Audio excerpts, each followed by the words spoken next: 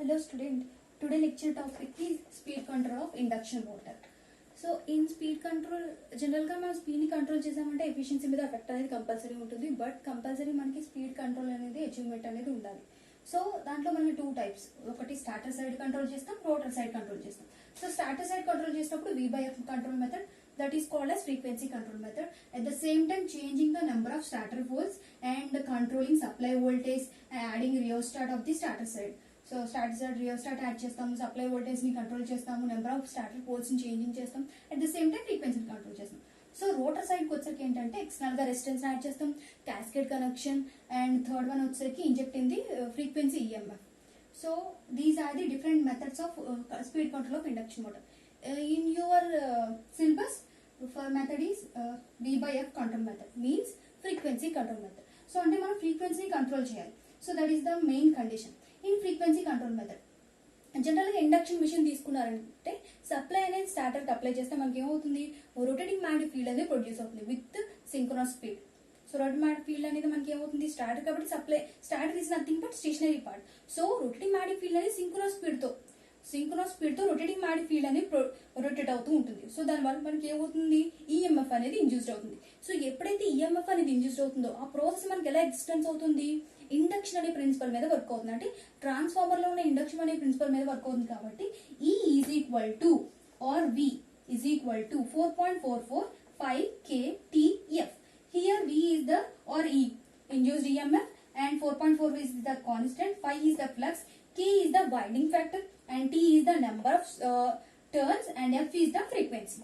So in this condition flux is equal to V by 4.44 kT5.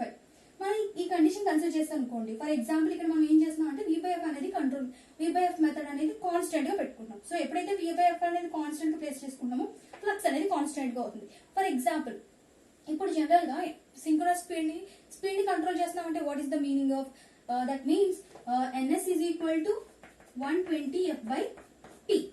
So అంటే frequency change అయితే ఆటోమేటికల్ synchronous speed అనేది change అవుతుంది.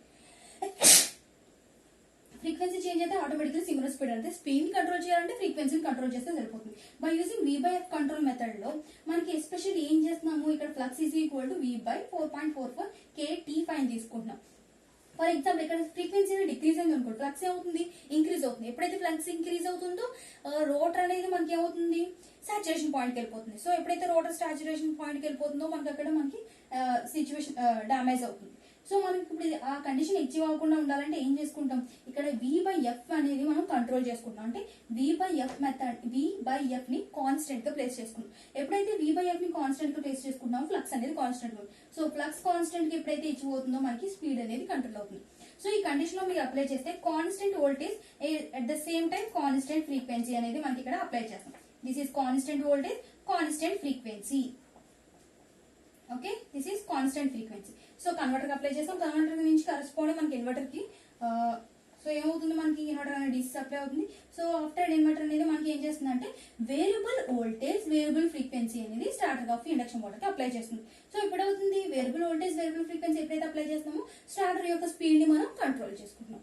So this is the V/F control method or speed control of V/F and frequency control. Okay, and next one is crawling and cogging. So crawling and cogging వచ్చేసి మనకి ఏమవుతుందంటే generally so crawling కాగింగ్ వచ్చేసరికి ఏంటంటే crawling is nothing but ఏంటంటే మనకి first of all induction machine అనేది లో voltage apply చేసినప్పుడు లో స్పీడ్ తో రొటేట్ అవుతాయి. సో ఆ స్పీడ్ ఏమవుతుందంటే మనకి 1/7 ఆఫ్ ది సింక్రోనస్ స్పీడ్. ఇంత స్పీడ్ తో రొటేట్ అవుతుంటే మనకి ఏమవుతుందంటే మిషన్ అనేది సమ్ హార్మోనిక్స్ అనేది అక్కడ ప్రొడ్యూస్ అయ్యి ఉంటాయి. సో దట్ హార్మోనిక్స్ ఏంటంటే ఇది 7th హార్మోనిక్ అంటారు. సో అది 7th harmonic of the torques. So ఇవి ప్రొడ్యూస్ అవ్వడం వల్ల మనకి ఏమవుతుంది, మిషన్ అనేది so 1/7 of the synchronous speed తో రొటేట్ అవుతుంది. సో దాంతో రొటేట్ అవుతుంది మనకి ఇండక్షన్ మిషన్ అనేది వర్కింగ్ అనేది ఇంపాసిబుల్ కదా. సో దట్స్ వై మనకి ఏమవుతుందంటే మనకి క్రాలింగ్ అనే ఎఫెక్ట్ అనేది ఎగ్జిస్ట్ అవుతుందంటే ఇండక్షన్ మిషన్ లో లో voltage is applied when synchronous speed is rotated 1/7 of the synchronous speed.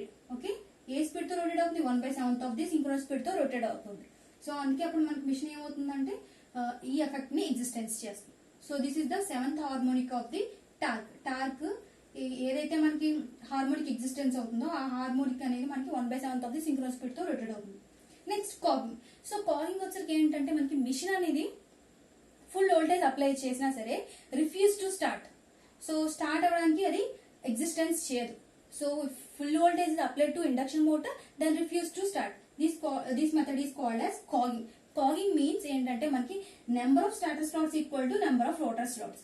So number of starter slots equal to number of rotor slots అయినప్పుడు రెండు స్టార్టర్ స్లాట్స్ అనేది ఈక్వల్ అయిపోతుంది. అంటే ద మల్టిపుల్ ఆఫ్ ఇంటిజర్స్ అనేది same గా existence అవుతుంది. ఎప్పుడైతే same గా ఎగ్జిస్టెన్స్ అవుతున్నాయో so both are entering into the same position. So అప్పుడు ఏమవుతుంది, గెట్ లాక్డ్ అయిపోతుంది. సో లాకింగ్ అవ్వడం వల్ల మనకి కాగింగ్ అనే ఎఫెక్ట్ అనేది ఎగ్జిస్టెన్స్ అవుతుంది.